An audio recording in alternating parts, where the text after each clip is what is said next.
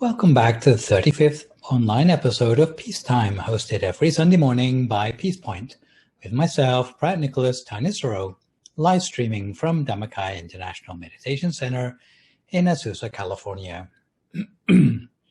Last time you saw me, we looked at before birth.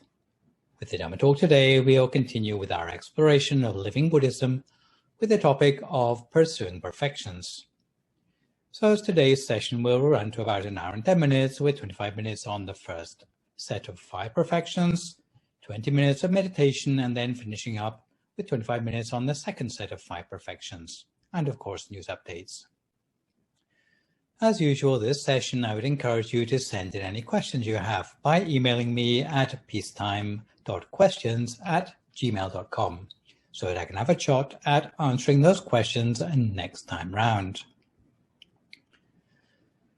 This session will examine the form of intense good deeds that will ensure our constant progress in virtue as we negotiate the cycle of existence towards nirvana. We already know about good deeds from our study of merits in the session about doing good that does you good. At that time, we learned that the 10 ways to cultivate merits comprise giving, humility towards those of high virtue, service, transfer of merit to others, rejoicing in the merit of others, self-discipline, meditation, listening to Dharma sermons, giving a discourse on the Dharma, and straightening one's views.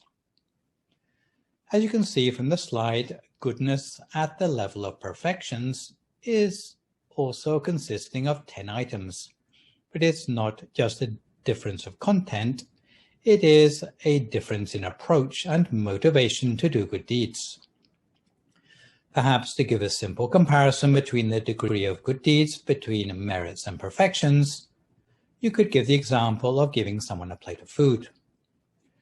Supposing you wanted to cultivate generosity as a merit, perhaps if you had a hungry friend who came round to your house and you knew that half a plate of food was already quite enough for yourself, you might split your food in half to give the unwanted half to your hungry friend. So you'd be giving away something which is surplus to your needs for the benefit of someone else. This is the characteristic of good deeds on the level of merits. The motivation for goodness at the level of merit is generally rather self-centered. All you really want to do is to store up that energy called merit in your mind, and you might not really care if it ran down later. It's a bit like doing good deeds as a gig worker, whereas accruing perfections regards doing good deeds as part of a career or vocation and has more of a long-term view. Where merit tends to be accumulated haphazardly or at a Buddhist convenience, perfections would be accumulated in reference to the goal of salvation. If you were to give away a plate of food in the context of perfections, even though you might be hungry yourself, but if you saw that this plate of food might be of greater benefit to someone else, you might give them the whole plate. Perfections are intended to uproot bad habits remaining in a person's personality. Although this might be a Herculean task, a pursuer of perfection might work at it over the course of many lifetimes. There are many traditional Buddhists who tend to be rather fatalistic about karma, whose philosophy of life is, well, I'm only here to use up my past karma. On the contrary, the attitude of those at our temple, which is intended to overcome such stoicism, is that we are here on earth to improve on our past and improve our lot in life. In Asia, the technical term for perfections is barami or paramita, which is usually translated as influence or charisma or power. It's usually applied to people who are very influential in society to say that this person has a lot of barami, and that's why they can influence big things to happen in society. Those Stoic Buddhists don't pause to think where influential people got their barami from, as if it were hereditary or it suddenly fell from the sky on their head.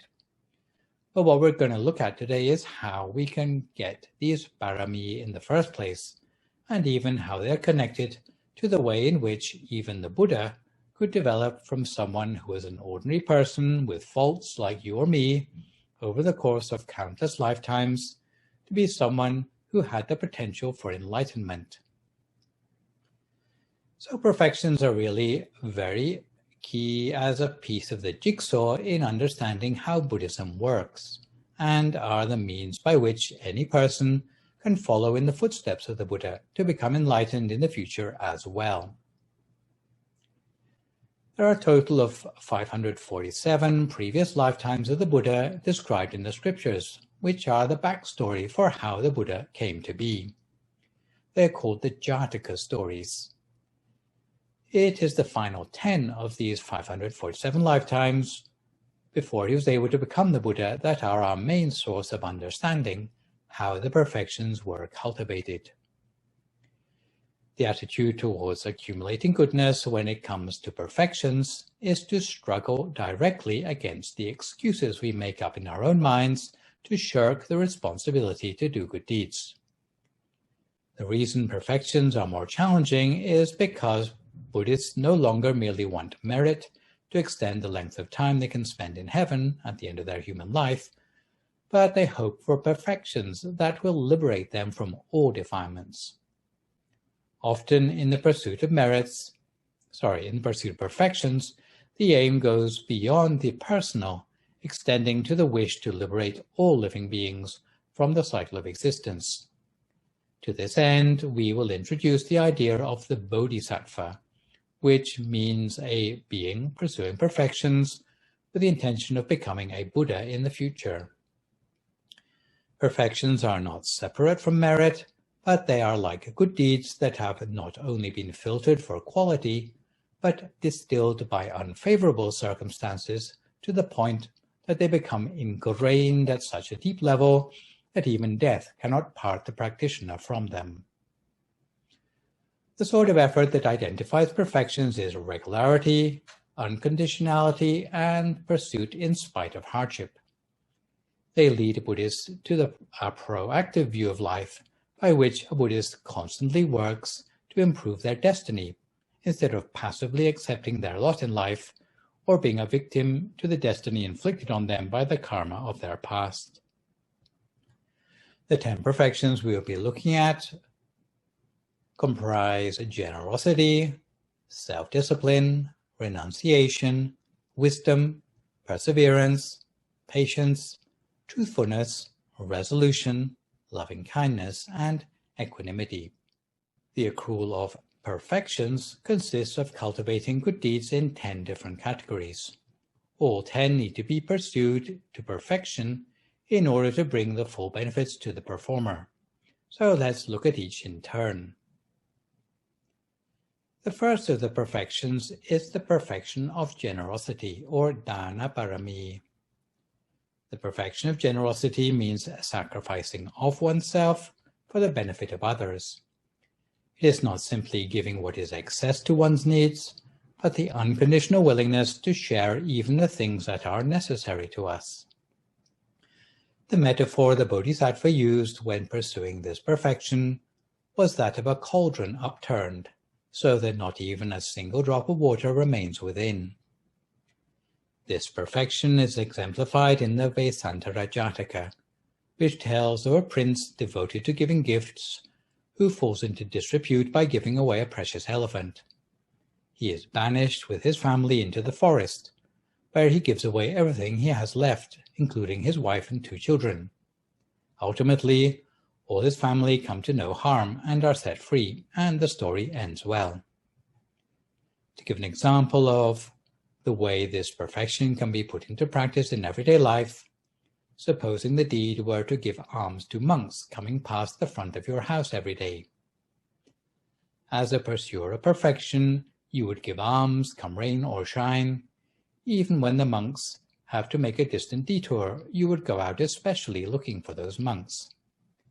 Even if you were down to your last crust of bread, you would overcome all those difficulties in order to make sure that you did this act of generosity every day. Other examples might be looking after your family, your children or your parents with unconditional love, or the sort of generosity where you never turn away anyone in need, empty-handed, even though you may not give them everything that they ask for, or even donating blood or a kidney to save a relative's life. It also includes not having excessive wants. The importance of this perfection of generosity is because for as long as your mind is still attached to possessions or wealth, it cannot be brought easily to the center of your body. Practicing the perfection of generosity will help you to overcome the habits of stinginess, greed, and selfishness, since attachments to possessions and wealth would otherwise hold you back from the pathway toward nirvana. The second of the 10 perfections is that of self-discipline, or sila parami. The attitude of someone who pursues the perfection of self-discipline is to avoid the temptation to behave selfishly. The second perfection shares its name with the second major group of merits, which is the perfection of sila, or self-discipline. Normally, we would think of it as just keeping the precepts, but at this level, it may mean, supposing you had the choice whether to put your life on the line or rather than break a precept, like the example I told you previously of the farmer who got wrapped up in a python's death grip and had to make the choice between breaking his precepts and harming the snake. This would be the sort of dilemma where you are dealing with the perfection of self-discipline rather than merely keeping the precepts to get lots of merit. The perfection is exemplified in the Bodhisattva Jataka, where the Bodhisattva takes a snake-like form on holy days to keep 8 precepts in the human world, but is captured by a snake charmer and has to endure brutal beating, humiliation, and incarceration without anger to keep his precepts pure. The metaphor the Bodhisattva used when pursuing this perfection was that of the yak, extricating its tail intact from a thorn bush.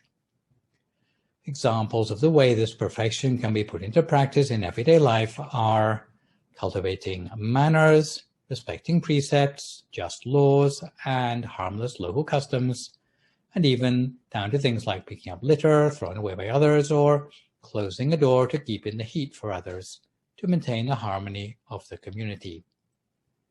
It may mean that a Buddhist would choose to let go of anger and selfishness, even when they are treated badly, for the sake of the integrity of their precepts. The purpose of the perfection of self-discipline is to overcome the conflicts caused by antisocial words and deeds, since shoddy behavior could otherwise be a distraction on the pathway towards nirvana. The third of the 10 perfections is that of renunciation, or nekkhamma parami. Perfection of renunciation for Buddhist lay people means the unconditional ability to cast away one's frivolity, homeliness, and comfort to free up a space in the mind for more valuable treasures in the mind that money cannot buy. This perfection is as exemplified in the Tamiya or Muggapakha Jataka. A prince pretends to be mute and incapable in order to avoid ascending to the throne,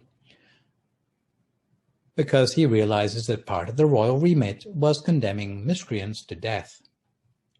Various strategies are attempted to try to bait him out of his charade, but he keeps it up for 16 years. At last, when he is about to be executed himself, he opens his mouth and pleads for banishment by the executioner. He then becomes an ascetic, and eventually the whole of his family choose to join him. The metaphor of the Bodhisattva used when describing the perfection of renunciation was that of a prisoner who has broken out of jail and would never wish to return there. Examples of the way this perfection can be put into practice in everyday life might include minimizing the number of possessions which we have, so we don't have things to worry about, materially speaking. For monastics such as monks, novices, or nuns, renunciation would mean resisting the temptation to disrobe. For lay people, renunciation might mean keeping 8 precepts always or regularly. Lay people may still have a family life already, but they can still practice this perfection maybe by keeping 8 precepts on certain days of the week, such as Buddhist quarter moon days, or perhaps of the weekends. In Thailand, it's very common for devoted old people to keep 8 precepts permanently, especially after the last of their children have grown up and left home.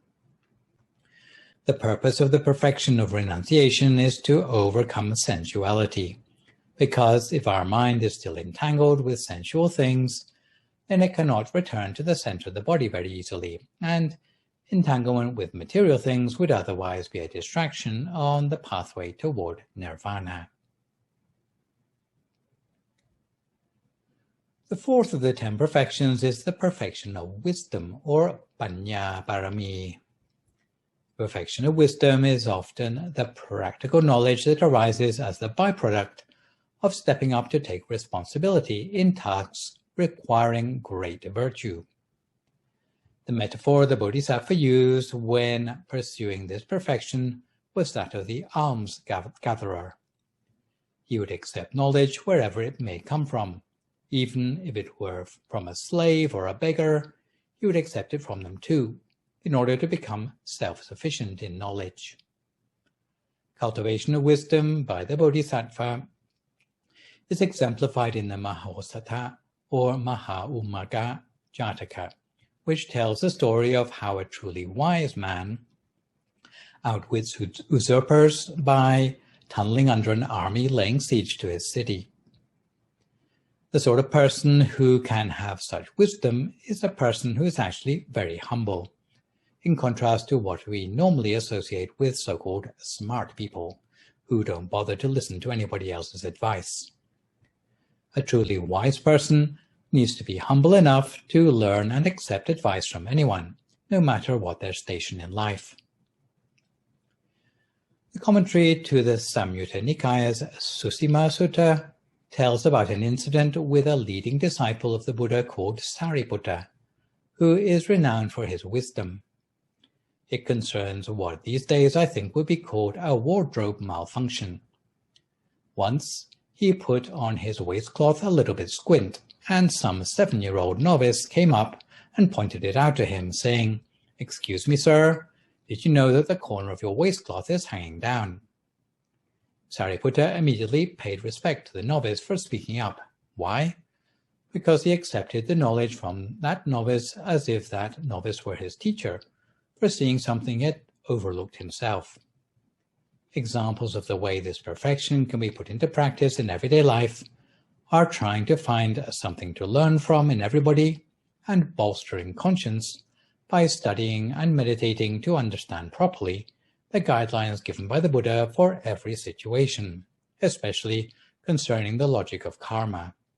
And in the slide, I've written the abbreviation for "What would the Buddha do?"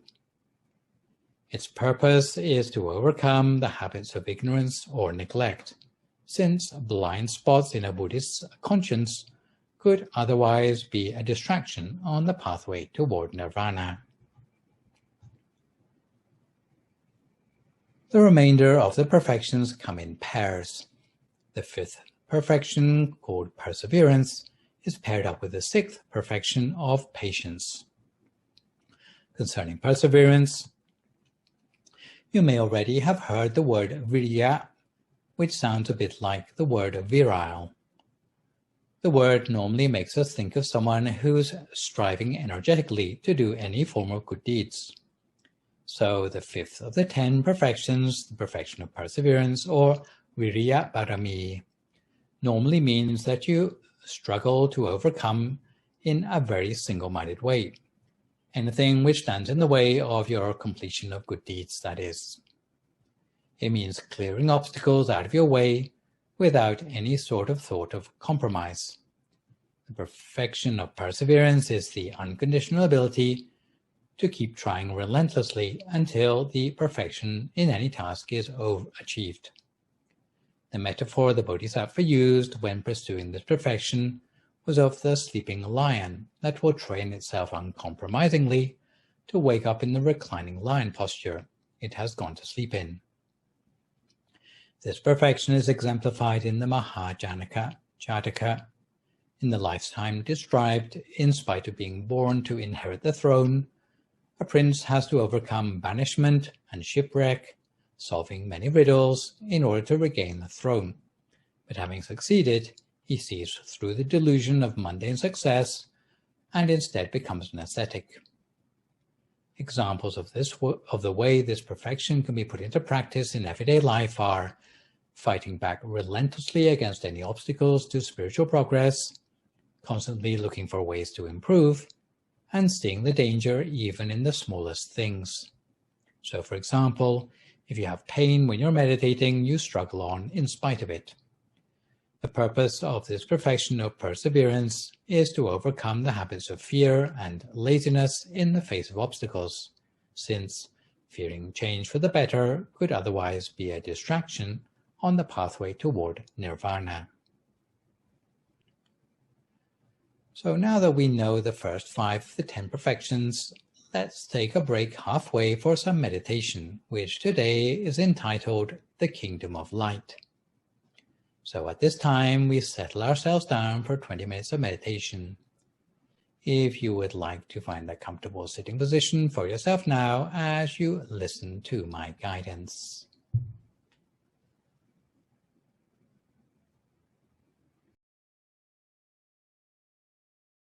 So if you'd like to settle yourself now for some meditation, and make sure you're comfortable enough to sit for a long time without having to move around too much.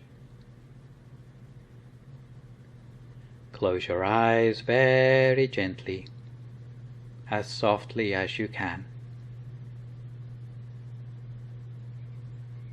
And as usual, we slowly take a few good deep breaths to ourselves, and we follow the in-breath deeper into the body, down through the lungs, to the center of the body, letting the in-breath refresh ourselves on the inside. We take note of the point where the in-breath turns inside the body, because it's a point we will return to as a focus for our awareness.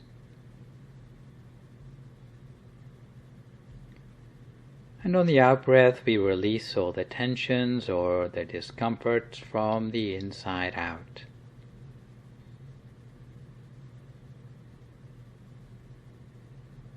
And we relax the whole of our body, all the way from the top of our head, right the way down to the tips of our toes.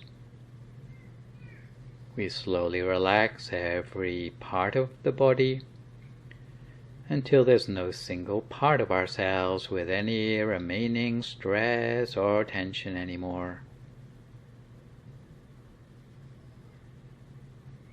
We release the tension and let it go,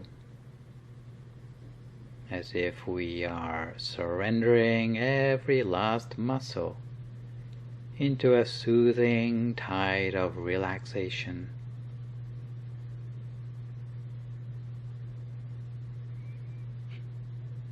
We turn our attention to relax the mind as well.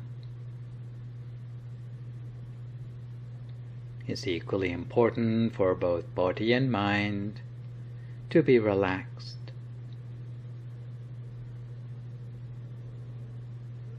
It may take a few moments, but it's not that hard for us to achieve. We just need to be patient enough to allow both body and mind to relax thoroughly.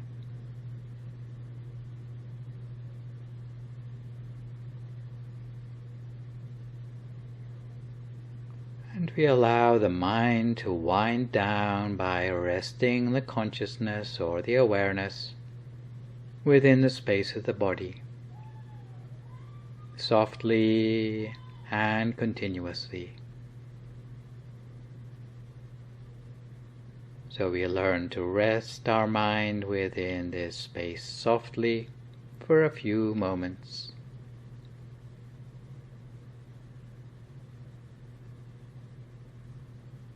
We always maintain relaxation throughout our time of meditation.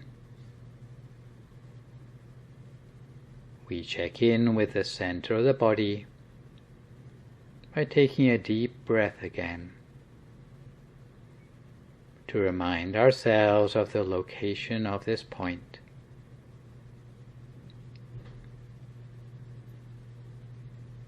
All we need to do is to return the mind to its natural place of balance at the center of the body.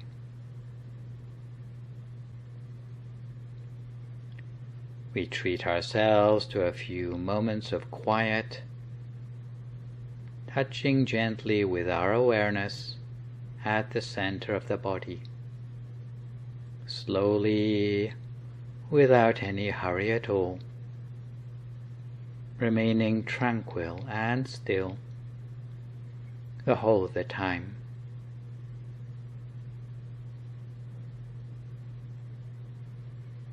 The nature of existence is an endless journey through unknowing. It is a journey through obscurity that is the lot of all living beings. Our earth is illuminated by the bright light of the sun and the moon. Yet such light reveals only the outside world, beyond our skin.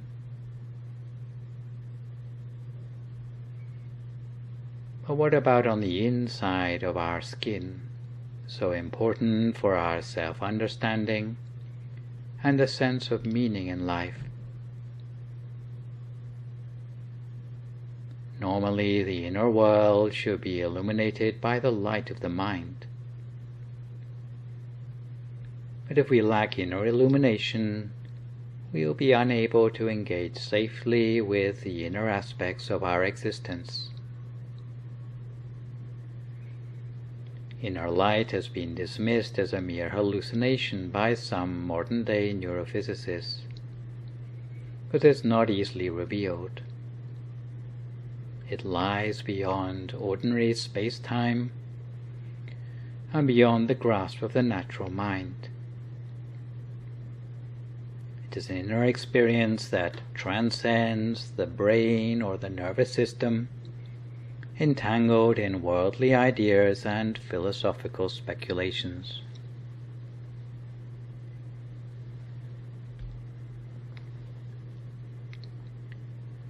The part of the mind we're talking about shines out with its own clear light. When meditation is practiced successfully, it has the power to recover that inner light. So one good reason that we are gathering today to meditate together is in order to immerse ourselves in that inner light, so essential to meaning-making in our lives.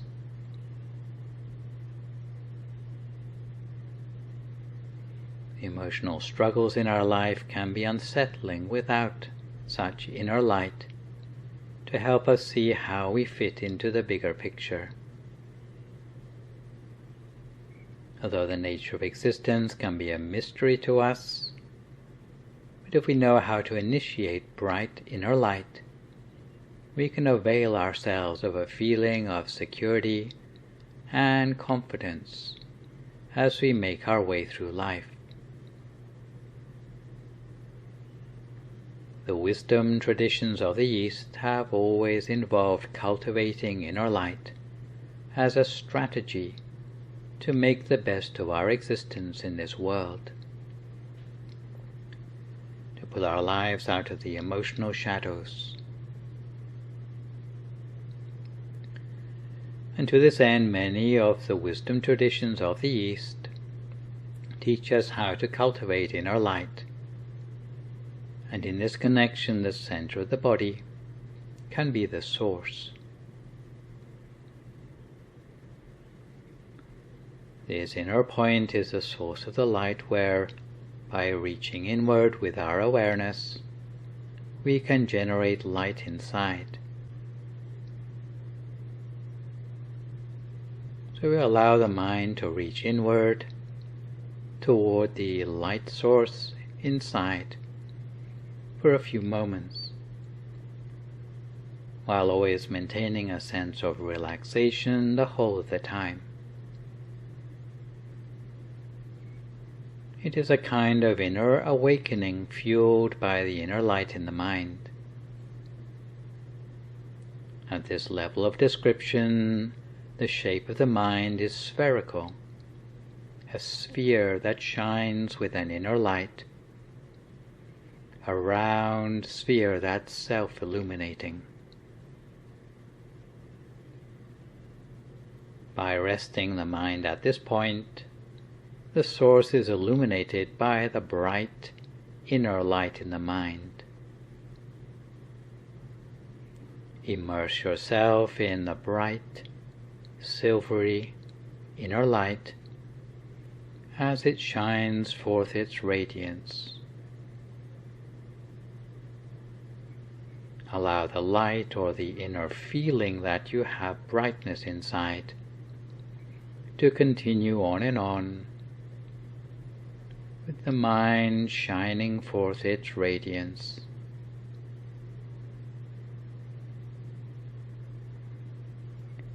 And now we have learned to initiate bright light by ourselves. We reach inwardly with the mind, reaching gently with our awareness toward the inner light shining in the mind at the center of the body. The inner light foretells the arising of peace in the mind, like the light before the dawn.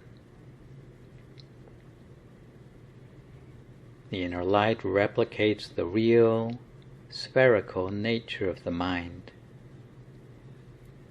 So we continue to connect with the source of the inner light for a few moments more. For many people, the stream of thoughts in the mind is almost continuous, and it's hard to find a single break in the thoughts to give ourselves that sense of peace and quiet. In such a case, to open up a space between the thoughts in the mind, we make use of something called a mantra, which is basically a word that we repeat to ourselves silently, as if we hear the sound of it coming up from the center of our bright object. The traditional mantra for this meditation method is the words Samma Arahang, Samma Arahang, Samma Arahang. And we hear the sound of those words coming up as if like a silent music from the center of ourselves. From the center of the bright object over and over again, gently encouraging the mind to become free of thought, while at the same time linking our awareness more closely with this point in the center of the body.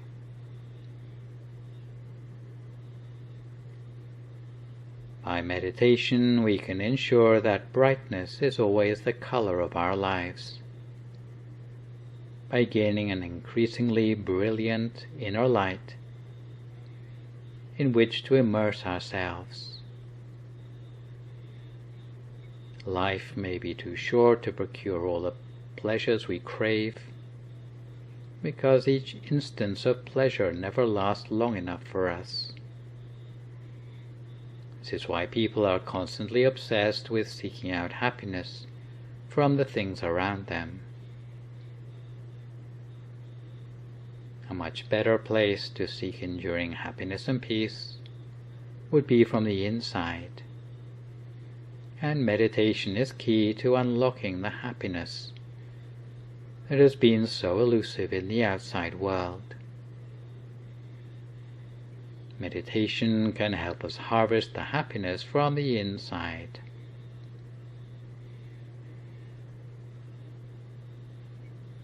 But we need to meditate for the right reasons.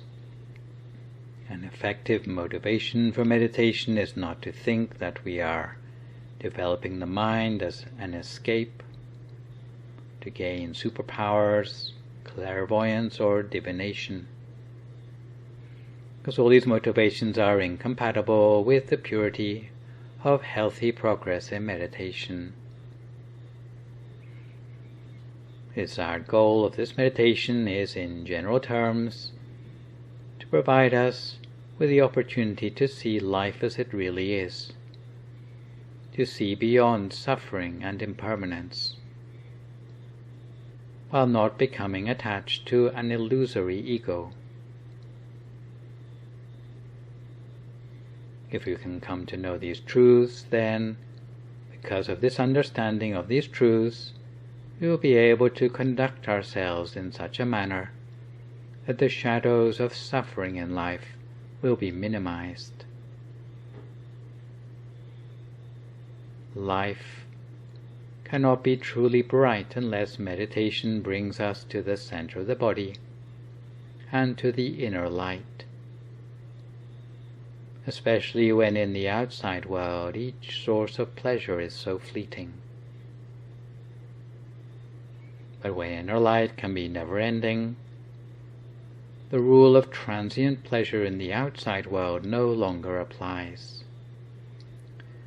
Since in this inner kingdom, light is as endless as it is unbounded. So the more you bring your awareness to abide in the kingdom of light, in the center of the body, the more bright light inside will permeate through, even to your complexion and the aura of your personal appearance. That's why if you meditate often, if your interior is ever bright, such brightness will shine through into external aspects of your life, until your life starts to mirror the light within. You will become unified with the body of bright light within yourself. So now that we've discovered inner light, we let the brightness from inside dispel the shadows of the outside world, drawing upon inner light to brighten the outside. Meditation will extend the light of compassion to connect the internal and the external spheres of our life. So we allow the mind to remain immersed in the soft inner brightness as continuously as we can, for as long as we can. Immerse yourself in soft light. Immerse yourself in bright light of such a shining inner light at the center of the body. We continue to make sure the physical body and the mind are truly relaxed.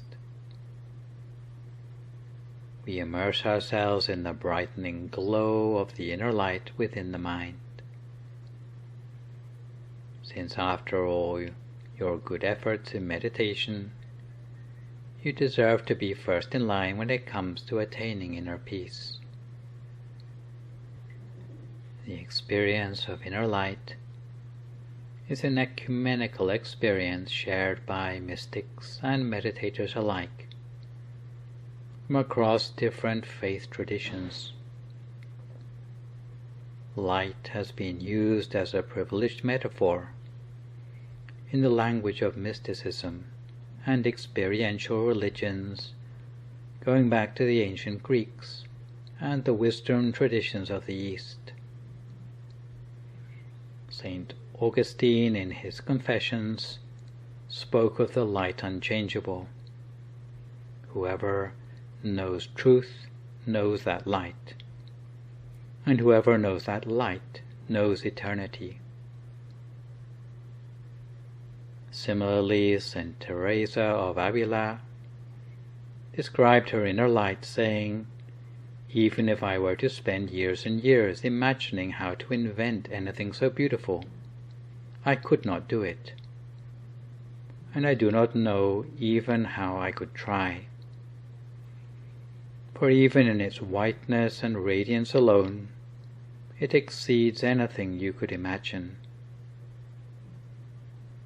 It is not a radiance that dazzles, but a soft whiteness and an infused radiance.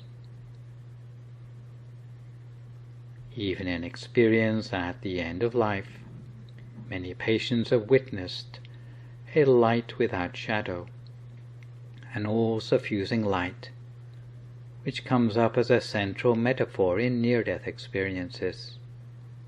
Light which enfolds the whole universe, so bright, but yet without hurting the eyes, brighter than anything you've encountered in your whole life, an enormously bright light that seems to cradle you, glorious and perfect, nurturing you, an extremely bright light, pure white or blue-white light, a living light that seems to communicate and acknowledge us. And with this light comes a feeling of absolute pure love, the warmest possible feeling, absolutely vivid and clear, like a crystallized light, beaming with a brightness in every direction, totally absorbing your consciousness, radiating from the very center of your consciousness out to the infinite expanses of the universe. And it's time now to share bright light to all the other beings with whom or with which we share our world and our existence. We allow bright light to expand as a sphere, to become bigger and wider, like the volume of light is expanding from a small sphere inside us, to become a bigger, a wider sphere, expanding endlessly. We let our inner light shine for all other beings in our world who share our existence. And since the color of our lives has now become the color of light, we immerse ourselves in the journey, in the nature of the existence, together with the brightness that we have created for ourselves. From here on in, we will allow bright light to continue to emanate bigger and brighter always, to share our happiness of the journey to others without exception, for a few more moments in silence.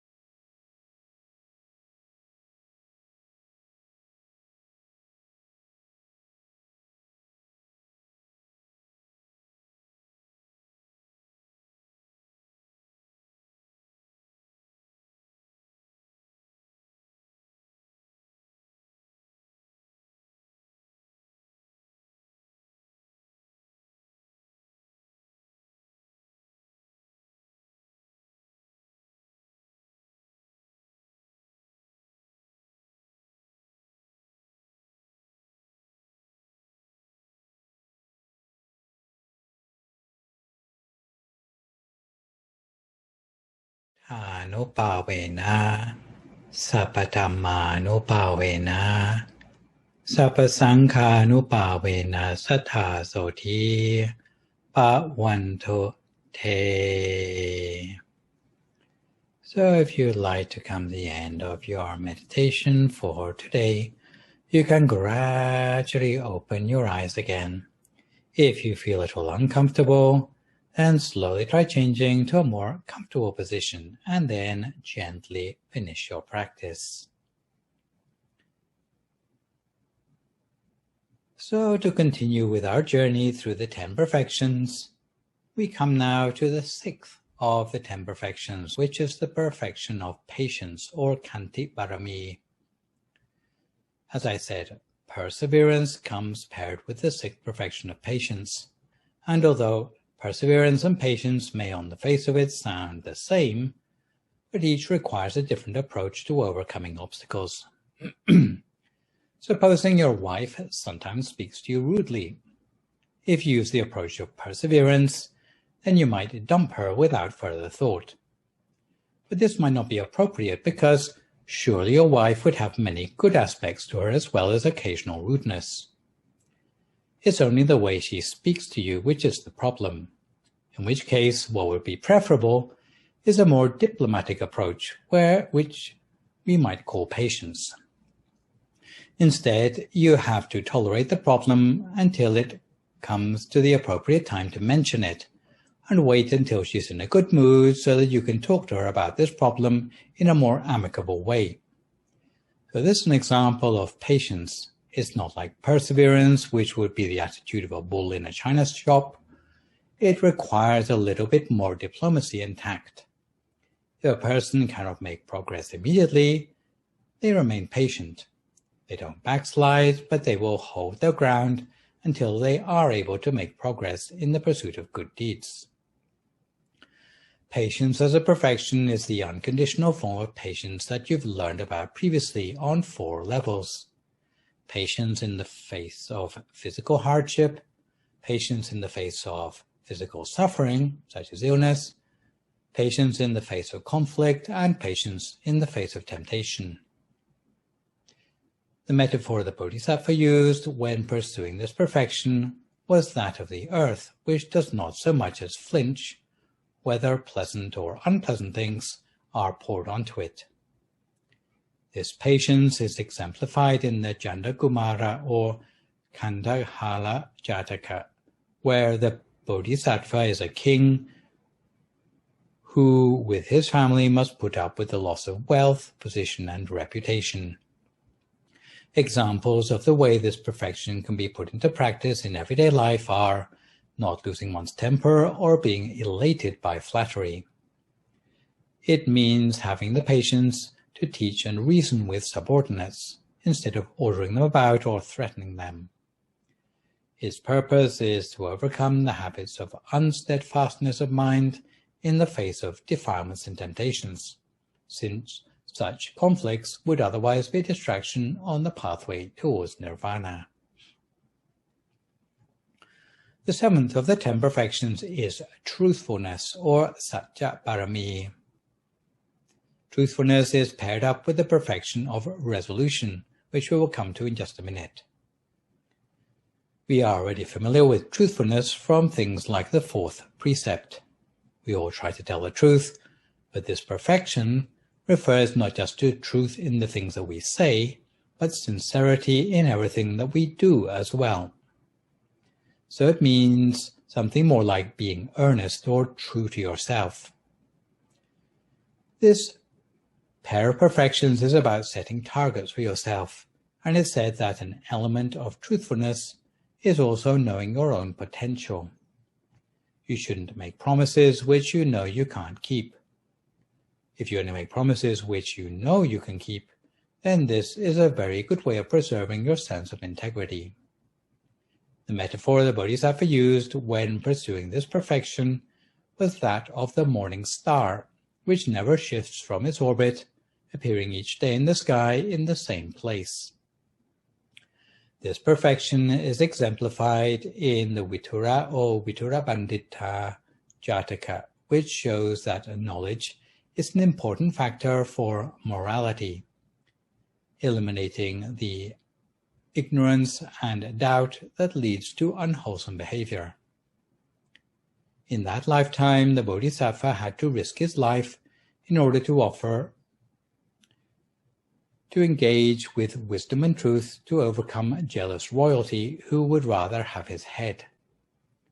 Examples of the way this perfection can be put into practice in everyday life are being realistic in setting goals and being earnest in everything said and done. The perfection of truthfulness is unconditional sincerity and honesty, especially in keeping one's word. It may mean never approaching a task with anything less than the best of one's ability. If we say we're going to come on time, then we make sure we're punctual. If we say we're going to finish something, then we finish it. If we can't keep a promise, then at least we tell that other person that we can't. So, you might be the sort of person who might carefully consider taking on a task before you commit to it. This is the sort of person who we would normally expect to be a truthful person, rather than the sort of person who says, "Oh yes, no problem," but never gets round to doing anything they've agreed. So it means that you must have an accurate idea about your potential if you commit to a target. For example, meditating for 2 hours a day. You need to be realistic enough so that you don't let yourself down. The purpose of this perfection is to avoid becoming the sort of person who love your ego more than they love truth, and to overcome the habits of changeableness and fickleness of the mind that would otherwise be a distraction on the pathway toward nirvana. Having described the perfection of truthfulness, the other half of the pair is the 8th of the 10 perfections, that of resolution, or adhitthana parami.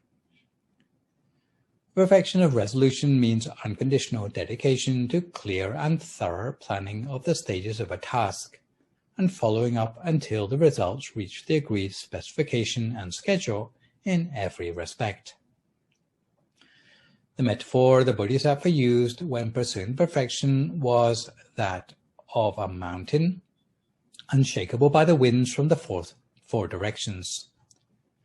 The perfection of resolution is exemplified in the Nemi Raja Jataka. In that lifetime, the Bodhisattva is a king who, on the appearance of his first grey hair, renounces his kingdom to become an ascetic. Making a resolution isn't like making a prayer where you petition for help for some unseen deity. The power for success is attributed to the power of the good deeds that you have done in the past. You might make the resolution, "On this occasion, may the power of these good deeds bring me success in such and such."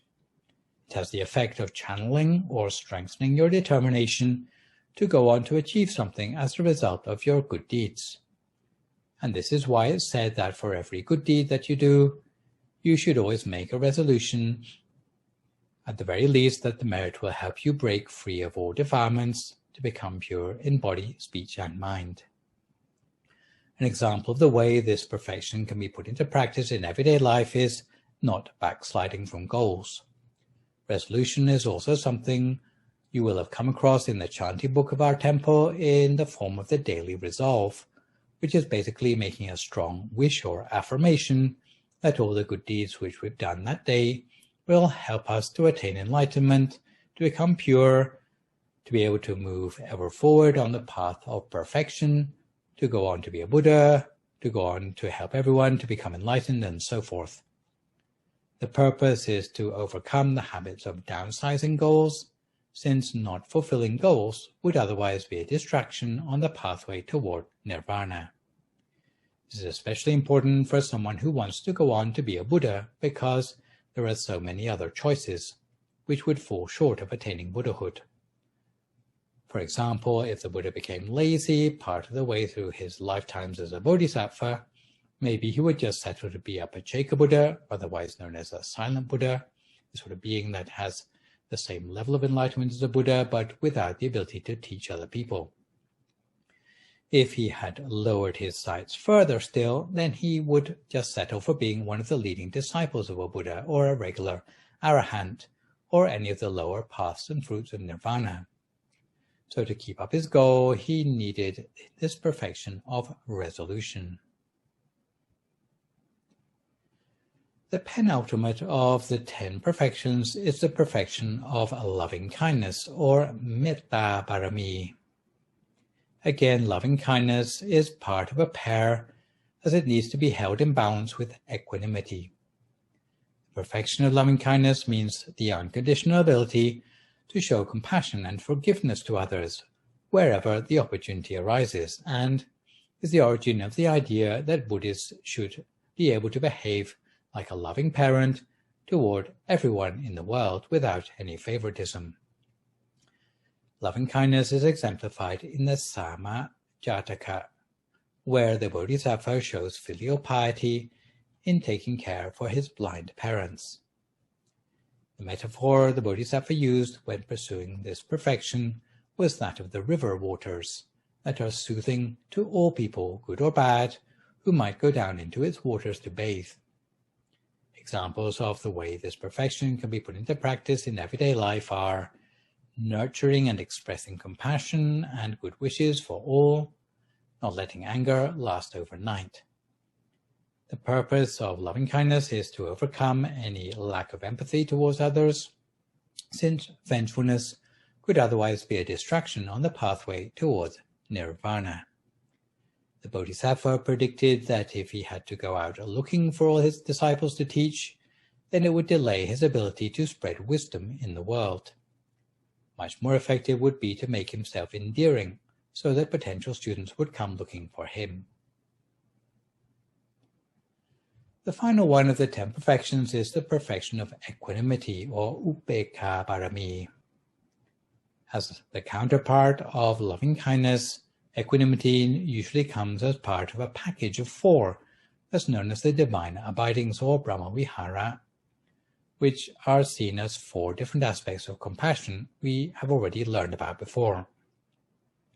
When you come to equanimity, it's more like a mature form of compassion, where you are able to let go of issues where you know that you have already done your utmost to help, and it would be ineffective or unnecessary to intervene anymore. Just as when a parent sees their child has grown up to adulthood, maybe moved out or started their own family, they realize that their parental duties have now changed, and they don't need to fuss about the small details of their child's lives anymore. That being a good parent now means that they have to have the equanimity merely to be there for their child. If the child needs their help, then they know where to look for them. Equanimity, or level-headed justice, is the unconditional ability to see what is best for the common interest and sharing with others. The metaphor the Bodhisattva used when pursuing perfections, as with patience, was that of the earth, which does not so much as flinch whether pleasant or unpleasant things are poured on it. The perfection of equanimity is exemplified in the Narada or Mahanaratakasapa Jataka, where a king is converted from a life of hedonism to accepting his moral duties through the advice of the Bodhisattva and the example of his own virtuous daughter. Examples of the way this perfection can be put into practice in everyday life are cultivating impartiality of mind, not interfering beyond one's remit, or conversely going out of your way to help with things for the common good.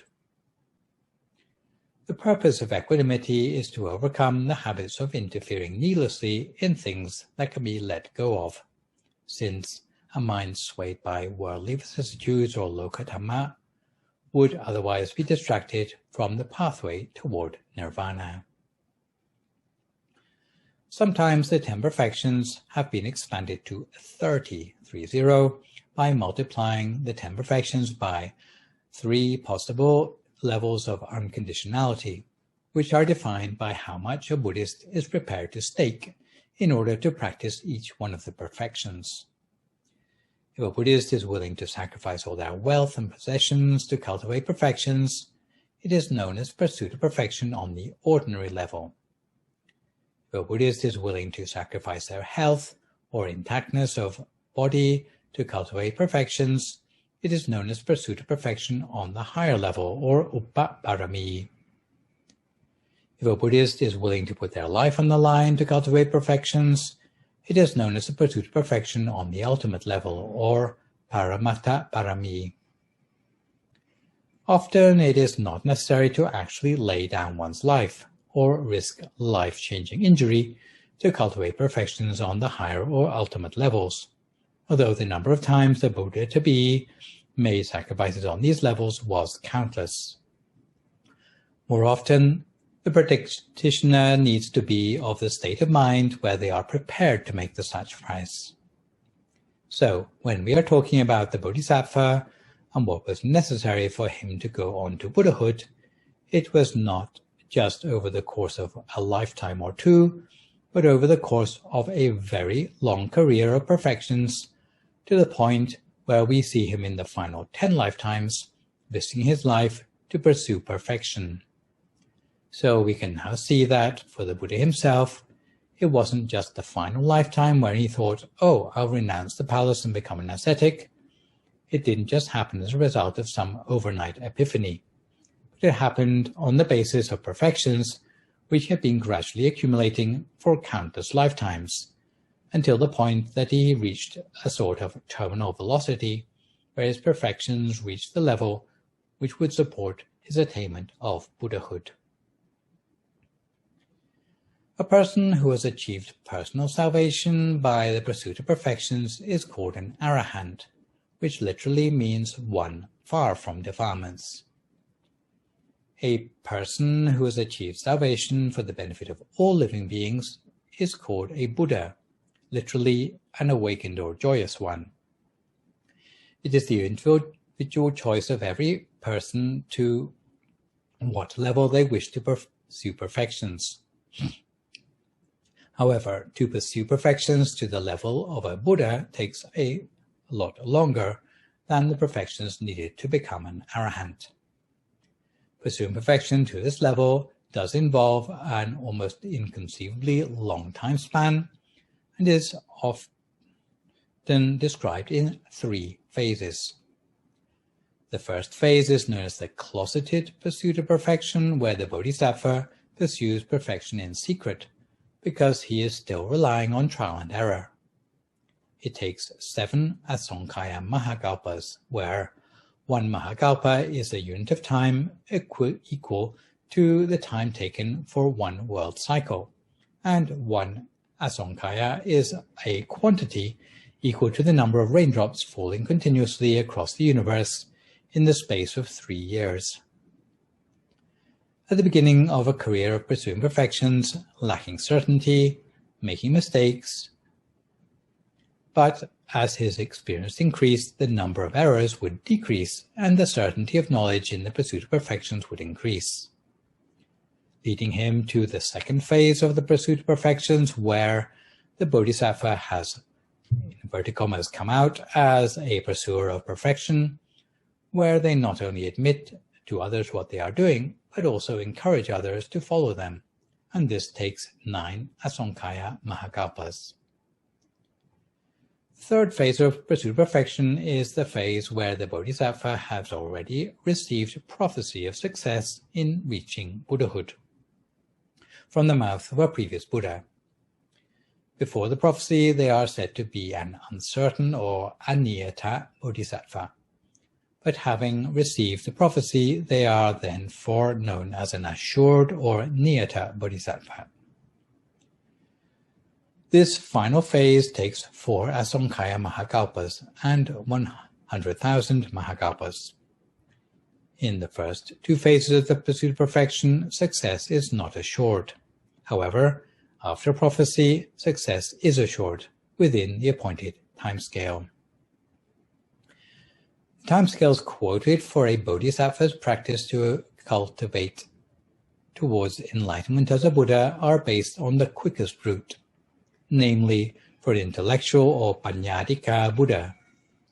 For a devotional or Saddhadika Buddha, however, it takes about twice as long, and for an energetic or Viryadika Buddha, about 4 times as long. For personal enlightenment as an Arahant, it takes only 100,000 Mahakalpas, whereas the shortest route to Buddhahood is 20 Asankaya Mahakalpas and 100,000 Mahakalpas. Our Buddha Gautama of the present era is one example of a Buddha who has completed this path of perfections, illustrating the magnitude of difficulty in becoming a Buddha, and perhaps explaining why Buddhists hold the Buddha in such high esteem and admiration. The pursuit of perfection is recognized as essential in both Theravāda and Mahāyāna traditions of Buddhism. In the Theravāda, 10 perfections are elaborated as we have seen today. In the Mahāyāna, however, only 6 are mentioned by name. Any discrepancy between the two traditions can be explained by saying that the perfection of meditation, or jhana parami, of the Mahāyāna Buddhism includes the Theravāda perfections of renunciation, truthfulness, resolution, loving-kindness, and equanimity.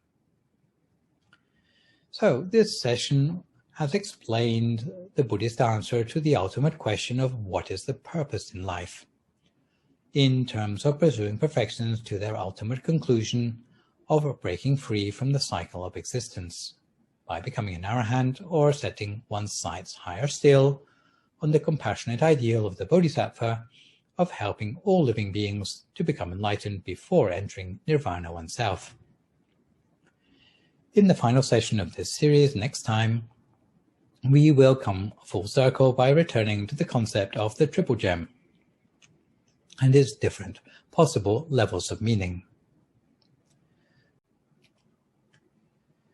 So now we come to time for questions, and today's question comes from Kathleen of Glendora, California, and here comes the question. Last session, you talked about spontaneous arising where no birth is necessary. Can you go into more detail about this? Can a divine being or an interdimensional being take on a body through spontaneous arising?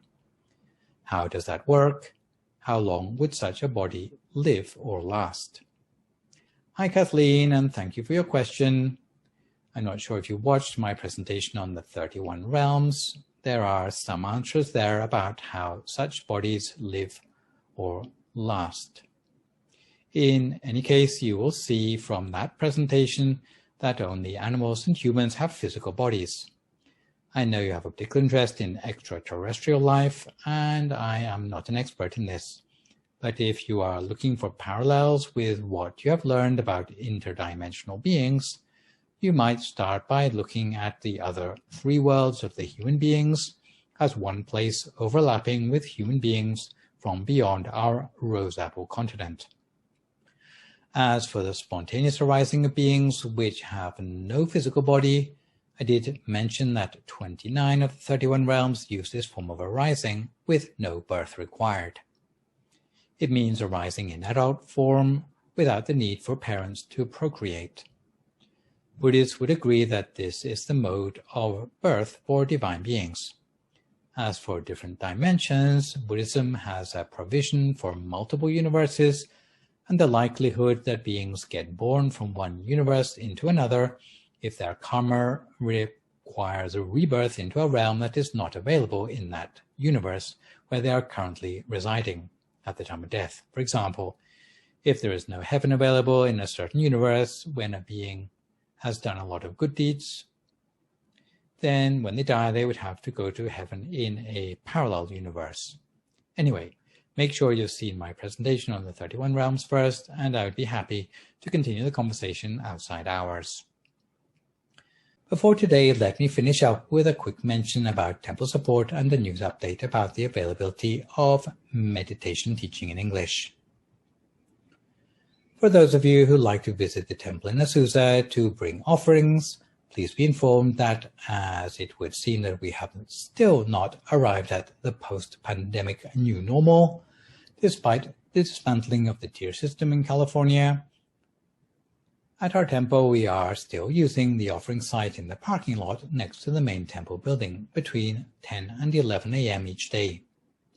If you have trouble with the passcode on the gate or wish to visit at a different time, please call Jenny on 562-716-2961.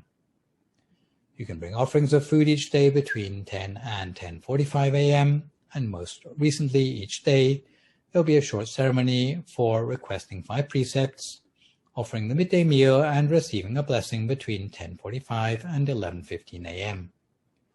For those unable to visit in person, all the other ways of accepting money transfers to the IMC are still available, whether it be mailing checks, bank transfer, Zelle, or Venmo. Needless to say, the whole temple would like to rejoice in the merits of all continuing to take the opportunity to support the temple in this way. For all the reasons mentioned before, at the temple there are still no face-to-face teaching sessions for the interim. You can, however, continue to access Dhamma teachings in English through several convenient channels. For aficionados of Zoom meetings, you can access the Inner Peace channel content by joining the Zoom channel ID 970-1192-2337 with the meeting passcode 072. And as you will see from the program schedule on the slide, content is available for most of the day now, 7 days a week, and brings together all the usual programming from our temple with the English and Spanish content from various other branches across the US. The times shown on this slide are for the West Coast. For content local to Azusa, you can continue to follow teachings at the YouTube channel called Peace Point Meditation or the Facebook page of Peace Point Meditation. For those of you particularly interested in my talks, you can subscribe to the YouTube channel which I have set up in my own name. According to the current Peace Point schedule, every Sunday morning you have got me with live material and archived material on alternating Sundays. Venerable Sopon appears every Thursday evening. The Monday and Friday Peace Silence sessions from Peace Point have been postponed for the interim, owing to even more teaching monks being away in Thailand. Families listening in may be interested in a special show for children in English, known as Shining Stars, that goes out between 6 and 6:30 p.m. every Monday evening, with bedtime stories and meditation short enough to keep the attention of younger listeners. Outside of the live streams and on-demand programming, you can also download the Mind Gem app for free, allowing you to listen to meditation and Dhamma talks in English on your cell phone, even when you are offline. It also now has push notifications to keep you up to date with upcoming activities on the Inner Peace channel.